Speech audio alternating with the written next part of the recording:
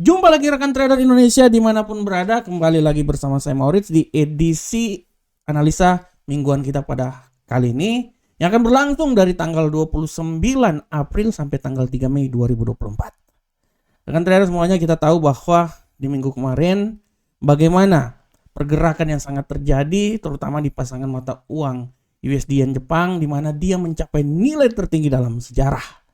Akankah pasangan mata uang ini lebih tinggi lagi? Nanti kita akan bahas bersama-sama dan kita akan melihat berbagai pasangan mata uang lainnya. Tapi sebelumnya rekan trader, mari kita lihat dulu apa yang terjadi pada minggu yang lalu. Oke rekan trader, pada minggu yang lalu seperti biasa kita masuk dari indeks dolar Amerika. Di sini sudah sangat jelas kita bisa lihat bahwa pergerakan yang terjadi pada indeks dolar Amerika pada minggu yang lalu sempat mengalami kenaikan sampai level di seputaran 106. Dia mengalami pelemahan dan setelah itu dia ditutup di hari Jumat di sekitar 105. Dan kalau kita lihat rekan trader, apa yang terjadi pada indeks dolar Amerika ini adalah sesuatu yang wajar karena rekan trader, kita lihat bagaimana kenaikan yang terjadi terhadap dolar Amerika ini didukung oleh sikap hawkish yang diangkat oleh The Fed. Ya, kita bisa lihat bahwa kemungkinan potensi penurunan tingkat suku bunga pada The Fed juga sudah mulai kehilangan arah ya. Oleh karena itu hawkish masih terus berlangsung dan kita lihat bagaimana indeks dolar Amerika mengalami penguatan yang sangat signifikan sampai menembus level 106. Walaupun beberapa hari sebelum itu mengalami pelemahan tapi ditutup di hari Jumat dan dia kembali lagi menuju ke 105.854. Sedangkan untuk USD Yen Jepang, rekan trader bisa lihat bahwa USD Yen Jepang sangat mengalami penguatan yang sangat luar biasa. Di sini kita bisa lihat bahwa dia kembali lagi sampai di level 1.07379.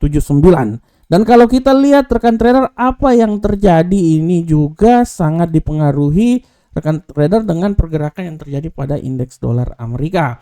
Kita lihat bahwa inflasi Amerika dalam angka-angka terkait pertumbuhan memicu spekulasi bahwa The Fed akan mempertahankan kebijakan tingkat suku bunga. Di samping itu juga kita lihat bahwa para pembuat kebijakan di Eropa akan terus membuka jalan sehingga penurunan tingkat suku bunga pada bulan Juni nanti. Ya, ini sangat mempengaruhi arah pergerakan yang terjadi.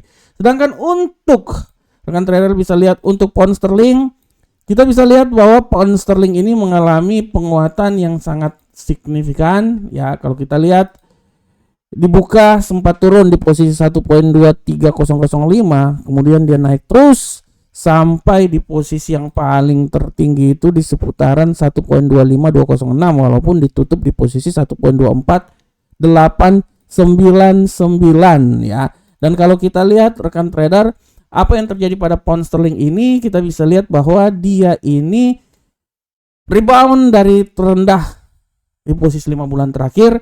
Dan kalau kita lihat kenaikan pound sterling ini tidak akan bertahan lama sebenarnya karena keputusan suku bunga The Fed non-farm yang akan sudah dekat ini ya.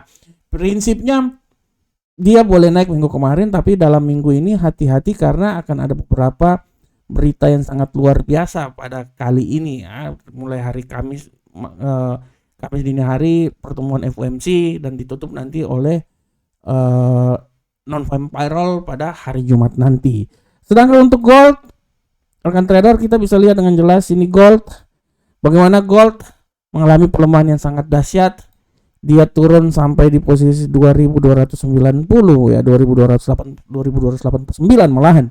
Dan ini tidak bisa dipungkiri bahwa geopolitik yang semakin adem-adem aja membuat gold mengalami pelemahan, ditambah dengan sikap hawkish yang menjadi jalur pembatas kenaikan yang terjadi pada gold. Dan untuk USD Yen Jepang, kita bisa lihat bagaimana USD Yen Jepang terbang tinggi. Dia sampai di posisi 158.453. Inilah ketinggian yang paling tertinggi dalam sejarah yang terjadi pada USD Yen Jepang. Oke. Tadi dari sisi teknikal, kalau kita lihat di sisi fundamental, rekan trader bisa lihat di sini bagaimana kalender ekonomi yang terjadi pada minggu yang lalu.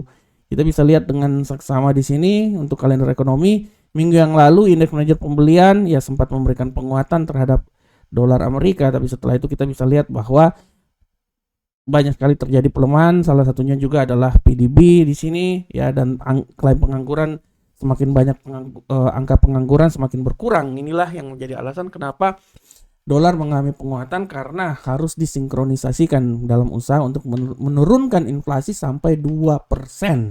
Di samping itu juga pada minggu terakhir penutupan minggu, kita bisa lihat bahwa indeks harga PCE bergerak di seputaran 2,8%.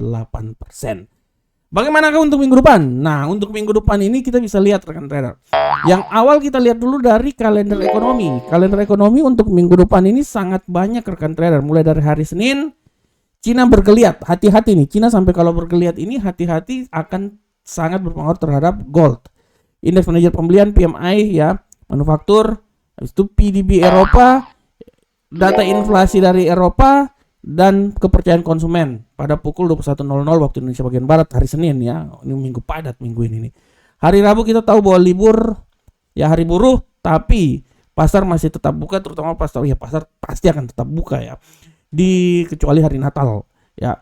Pasar buka, dan hati-hati karena hari Selasa ini hari Selasa udah ya, hari Senin tidak ada, hari Senin cuman IHK Jerman, hari Selasa oke, tadi telah saya buat.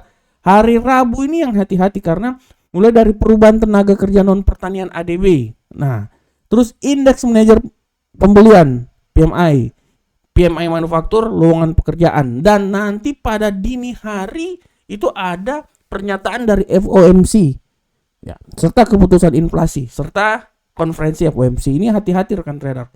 Dilanjutkan pada hari Kamis, kita lihat hari Kamis klaim pengangguran ya. Klaim pengangguran seperti biasa hari Kamis selalu dikeluarkan. Dan hari Jumat kita bisa lihat bahwa hari Jumat rata-rata pendapatan per jam, ketenagaan kerja non pertanian NVP, non farm payroll, tingkat pengangguran, dan indeks manajer pembelian PMI serta PMI manufaktur. Ini yang menjadi alasan harap hati-hati terjadi pergerakan yang signifikan pada minggu depan. Bagaimana secara teknikal? Nah, untuk teknikal kita bisa lihat di sini bahwa kalau saya melihat rekan trader, untuk teknikal ini kita akan mencoba melihat dari indeks dolar Amerika.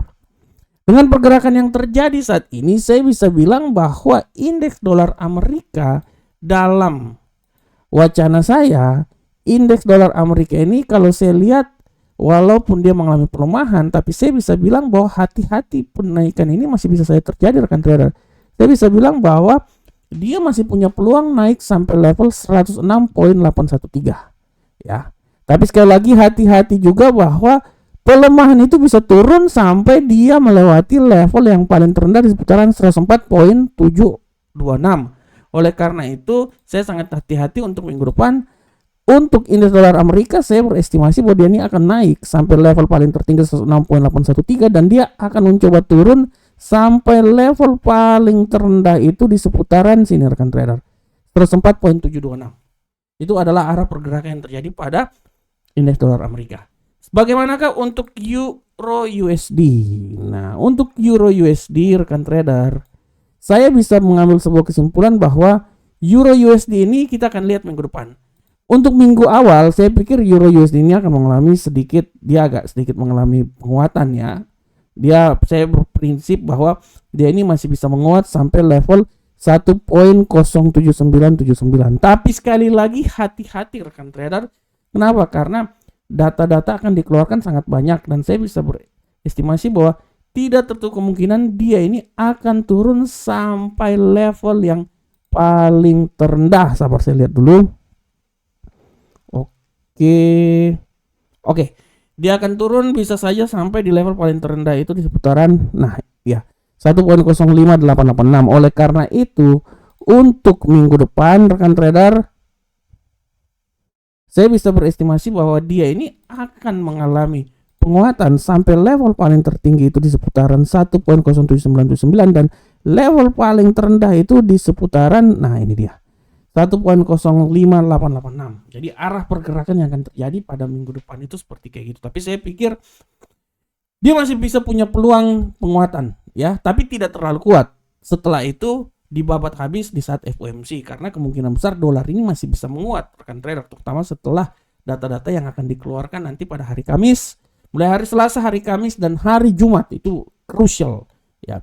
Untuk pound sterling sama juga, saya bisa bilang bahwa untuk pound sterling, saya bisa bilang bahwa pound sterling ini masih punya kemungkinan dia naik lebih tinggi lagi, tapi setelah itu dia akan berbalik arah. Saya bisa bilang bahwa kemungkinan kalau dia naik lebih tinggi, kemungkinan besar saya bisa bilang bahwa dia itu akan naik sampai level paling tertinggi di 1.25949 di daerah sini ya. Nah, sini setelah itu dia akan turun dengan pelemahan paling rendah itu di seputaran 1.23479. Jadi untuk minggu depan saya berpikir bahwa dia ini akan coba bergerak dari level paling tertingginya itu di seputaran 1.25949 sampai level paling terendah itu di seputaran 1.2379 ya. Nah, tapi hati-hati juga, tidak tertutup kemungkinan juga dia itu bisa naik sampai level paling tertinggi di seputaran sini sebenarnya ya. Nah, oke. Bagaimana ke gold? Nah, ini gold ini hangat benar-benar. Walaupun tendensi bearish masih ada ya, tapi saya pikir gini rekan trader, gold ini dia masih punya peluang naik, tapi hati-hati juga pelemahan. Jadi saya berpikir gini, dia akan naik ini rekan trader, minimal dia akan naik itu sampai menyentuh level 2392. Lalu dia akan naik sampai di 2400, taruhlah 2932. Tapi setelah itu hati-hati, pelemahan bisa saja terjadi rekan trader. Ya, karena kalau kita lihat tendensi yang terjadi pada mingguan ini dia lebih banyak bearish ya. Dan kalau kita lihat juga peluang bearish juga akan sangat kuat ya. Jadi saya berestimasi bahwa dia ini, gold ini, dia akan mencoba naik sampai ke 2392, taruhlah 2400 ya. Nah, di level sini. Tapi hati-hati, penurunan juga bisa terjadi dan saya berestimasi dia itu akan turun sampai di level paling terendah. Kalau menurut saya ya, menurut saya level yang paling terendah itu bisa saja terjadi sampai di level 2266. Jadi dia 2266